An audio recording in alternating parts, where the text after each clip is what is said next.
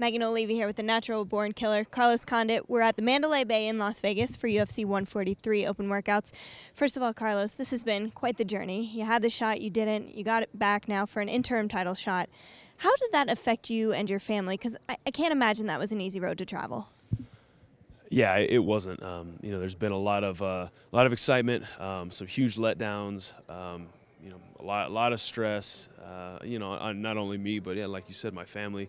You know, it's been crazy. It's been crazy, but I think we've dealt with it well. And you know, I've just been focusing on training and being prepared for whoever I ended up stepping the cage with. When you got the call over this fight, what was your reaction?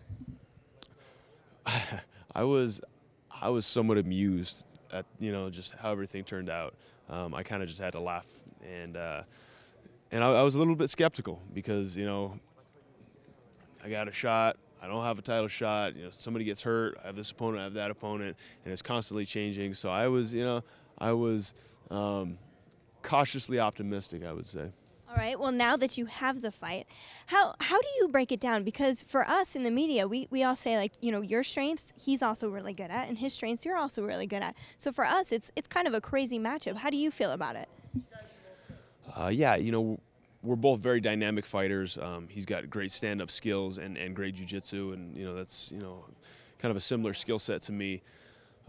So yeah, you know, I think who really wins in this fight is the fans. You know, it's going to be an exciting fight.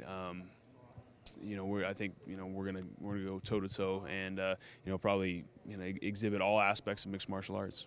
I'll agree with you that the fans and everyone watching definitely are the winners in this fight. But has it been hard to prepare for him? Because we hear other guys who fight, both Nick and Nate, say that they kind of drain your energy. Like, they're always coming forward and throwing a whole bunch of punches, and some may not hurt you at all and some may. I mean, is that difficult for you to get guys in camp to emulate? Actually, you know, I had, you know, really great training partners for this fight.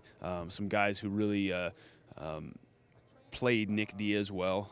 And you know, there's some guys in camp that just come straight forward and take it out of you, and they're maybe not the same size or same body style as the Diaz brothers, but, you know, they definitely helped me. All right, and, you know, George St-Pierre has been saying he wants Nick Diaz to win because he wants to fight Nick, but that's prompted a lot of people to say, well, George actually thinks you're the tougher fight, and that's why he's rooting for Nick. What would you say to those people? I think I'm possibly a more dangerous fight for George because I have power. I'm able to stop you with, you know, with one strike. You know, whereas Diaz, it's usually like a you know, a whole bunch of punches that end up kind of you know, turning the tide. But you know, I don't think George is ducking me or he doesn't want to fight me. I mean, he wants to fight Nick Diaz. All right, well, if you win on Saturday, you'll hold another belt. You were the WEC champion.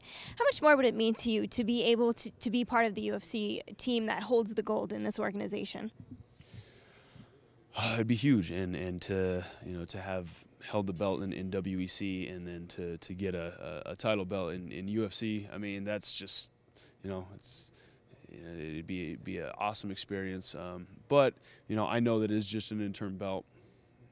George St-Pierre is the champion. I feel like he remains the champion until somebody beats him. Oh, okay. So, because we heard George actually say earlier today that he believes whoever wins that belt is the champion for now, because in his contract, you know, he's not fulfilling his contract by fighting. So for you kind of see it as still a stepping stone to get to George. Yeah, you know, that's just, you know, that's just. It's just paperwork, I guess. Honestly, like, you know, I mean, he's a champion. He's been dominant in the welterweight division for years, and you know, until somebody beats him, which nobody has in a long time, he's the champion.